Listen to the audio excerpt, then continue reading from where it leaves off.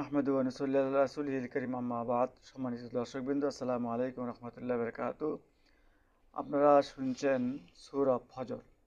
আল্লাহ পাক এখানে চারটে জিনিসের কসম খেয়ে বলছেন, অর্থাৎ ওয়াল ফাজরি ওয়াল আইলিন আশরি ওয়াল শাফাই ওয়াল অতরি ওয়াল লাইলি ইজা ইয়াসর।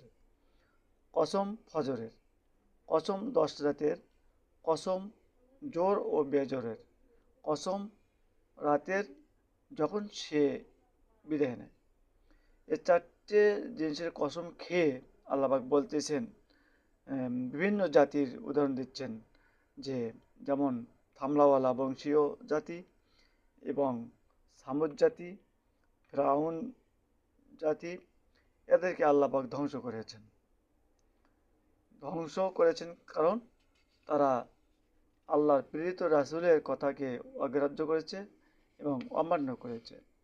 তো আল্লাহ পাক এখানে স্পষ্টভাবে বলতেছেন যে আম্মাল ইনসানা ইজা মাবতালাহু, যখন মানুষের অবস্থা এই যে যখন তার রব তাকে পরীক্ষা করেন এবং তাকে ইজ্জত নিয়ামত দেন, তখন সে বলে রব্বি আকরামান, আমার রব আমাকে সম্মানিত করেছেন।